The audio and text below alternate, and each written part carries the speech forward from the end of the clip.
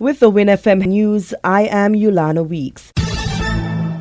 The St. Kitts and Nevis Chamber of Industry and Commerce is warning that the current international geopolitical climate could have a significant impact on residents across the Federation as new U.S. tariffs are set to take effect on April 2. U.S. President Donald Trump has already imposed substantial tariffs on goods imported from China, Mexico, Canada, and the European Union. These tariffs will apply once goods reach U.S. soil. Now, President Trump has threatened to impose a $1.5 million tax on Chinese-made vessels docking in the United States. Given St. Kitts and Nevis' heavy reliance on the U.S. for food and other commodities, there is growing concern that this move could present serious economic challenges for the Federation's residents. This issue was recently addressed by Trevor Blake, president of the St. Kitts and Nevis Chamber of Commerce. That could have a very, very heavy adverse impact on prices. Everything that is imported into the Federation is either, well, most things I should say, is either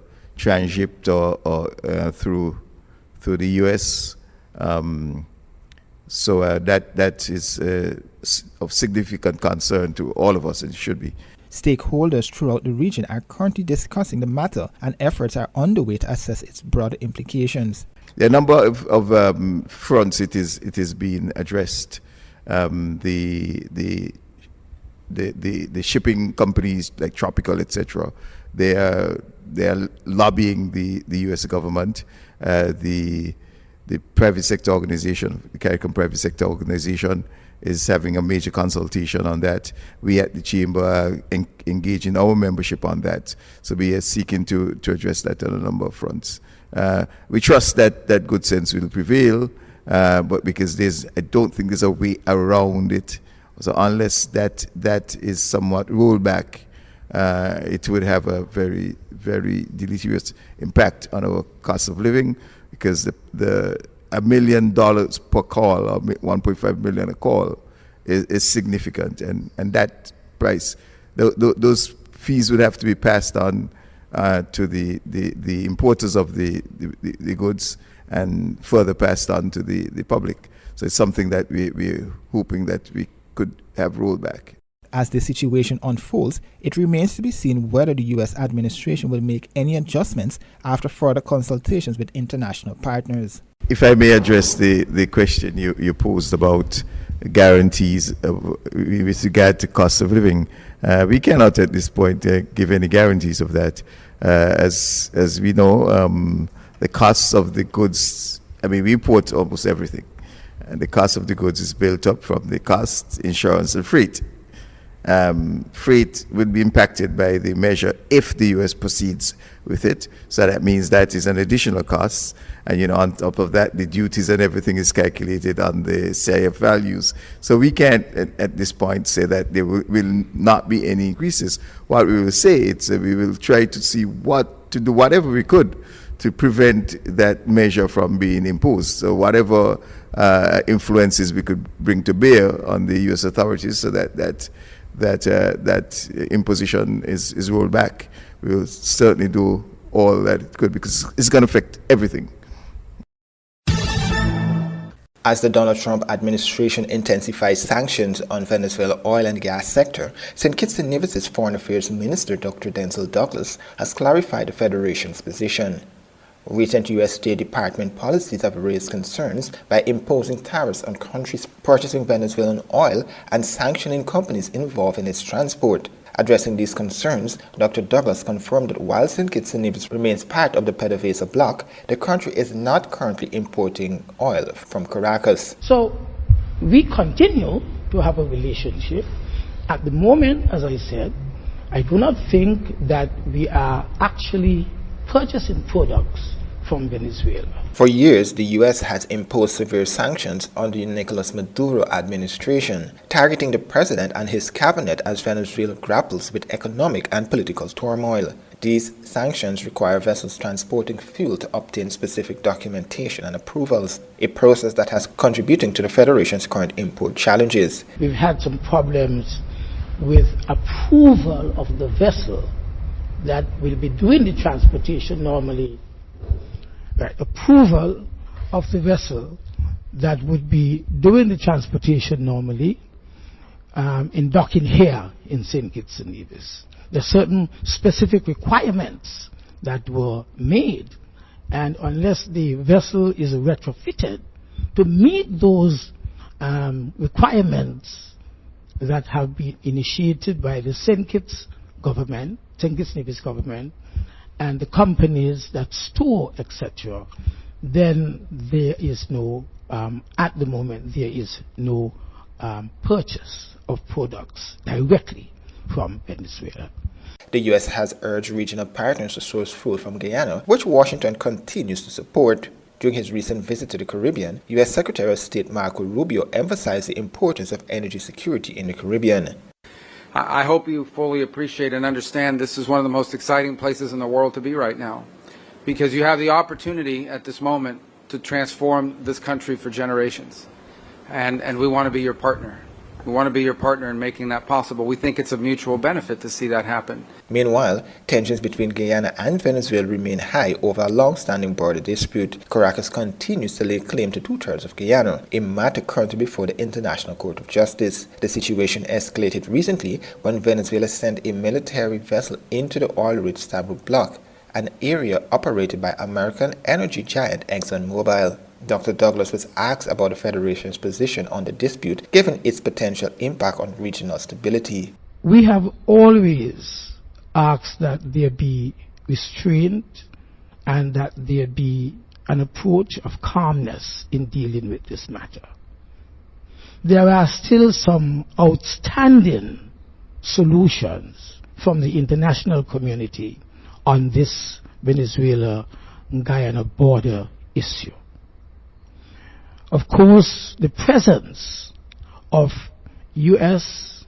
or foreign investors drilling in an area that is considered to be disputed by the two parties, of course, that is a matter that is creating the problem.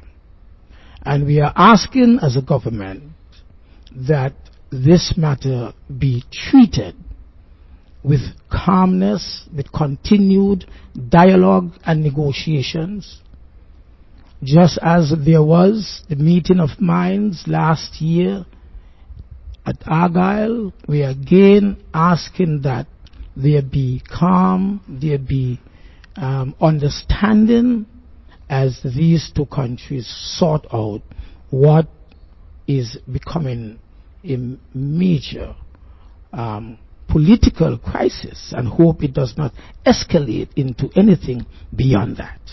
Since taking office, the Donald Trump administration has sought to reshape global trade policies, with energy security and sanctions playing a key role in its foreign policy strategy.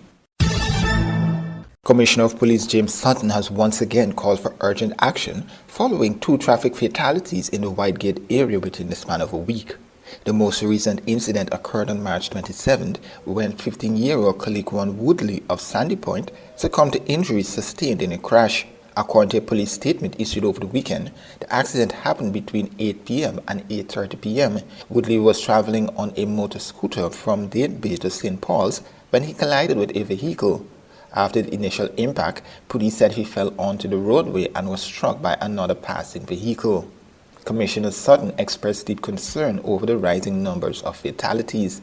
On behalf of the Royal St. Christopher and Nevis Police Force, I extend my heartfelt condolences to his grieving family, as well as to the families of those who have lost loved ones in road accidents this year.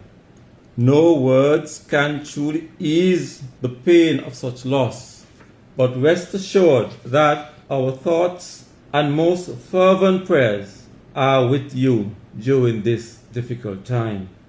As a nation, we must come together to support those who are mourning, while also taking decisive action to prevent further tragedies.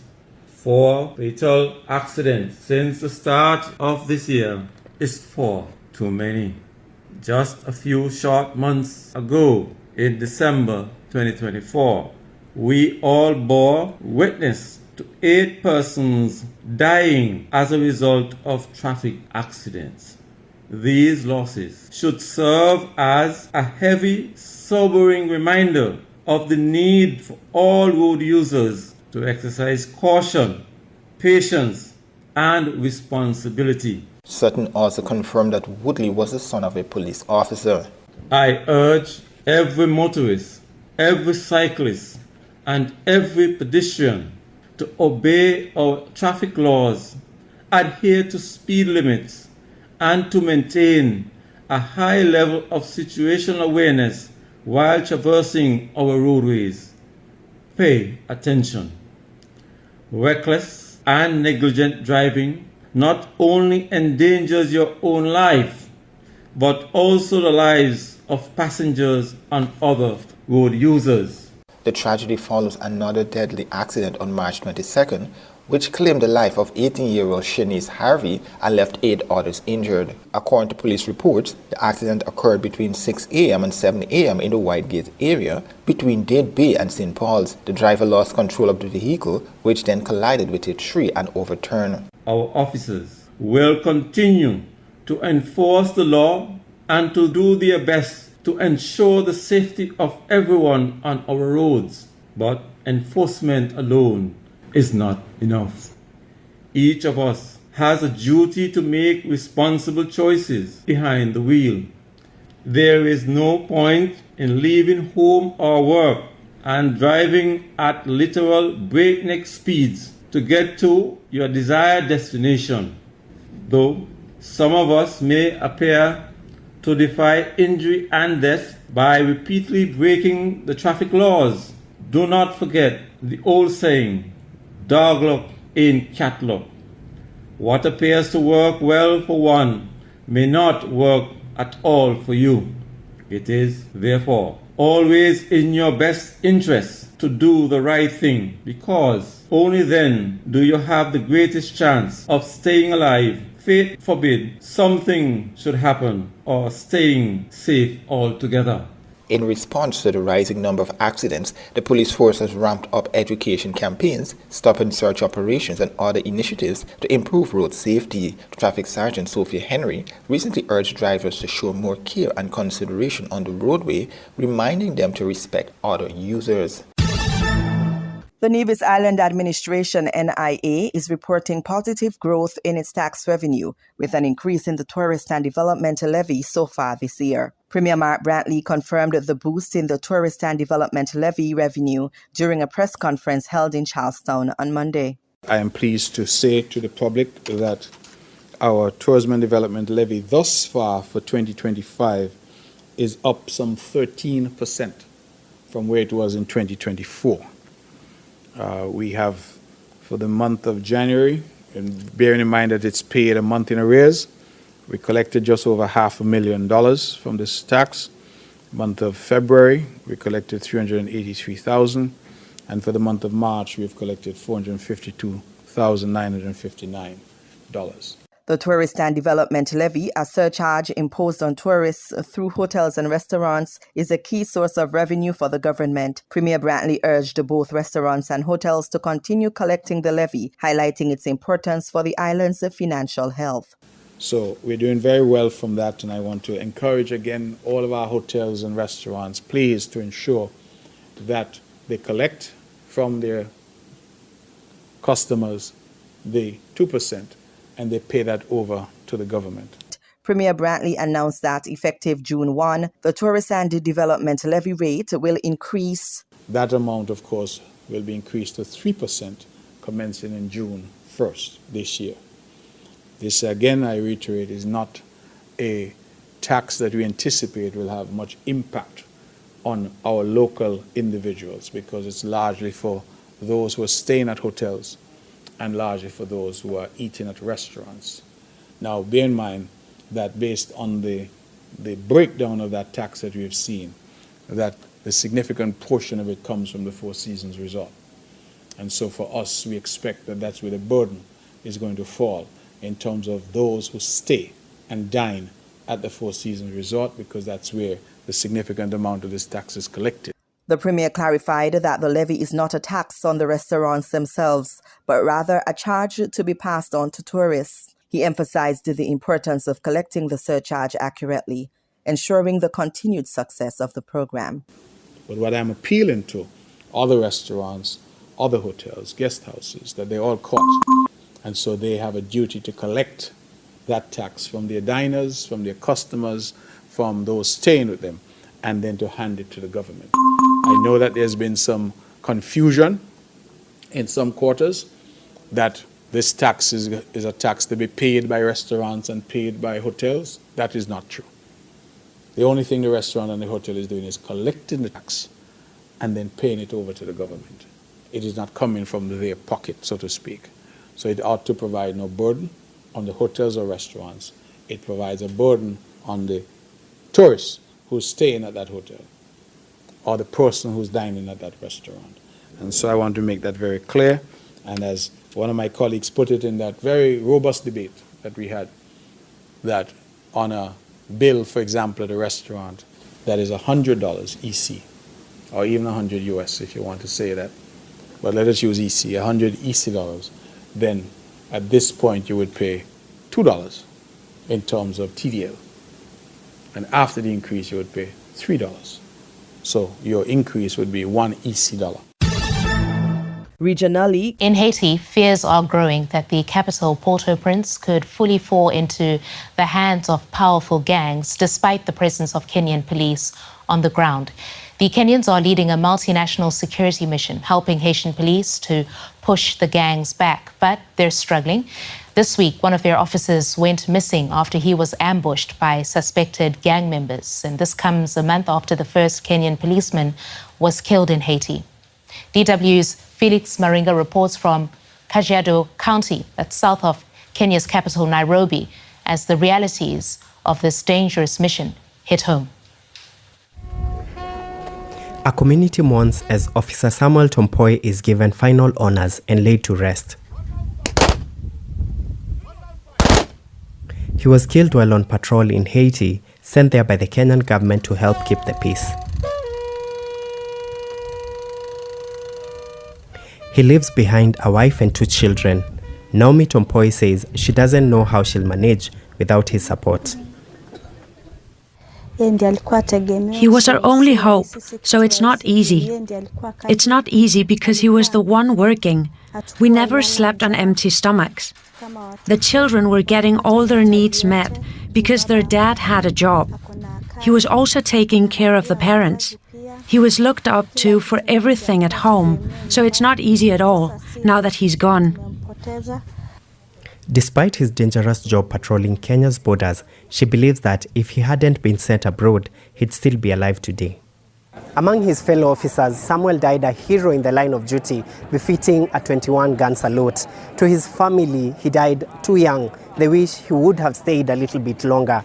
And to some Kenyans present at the burial, online and offline, they think he died in a war that had very little significance to the country.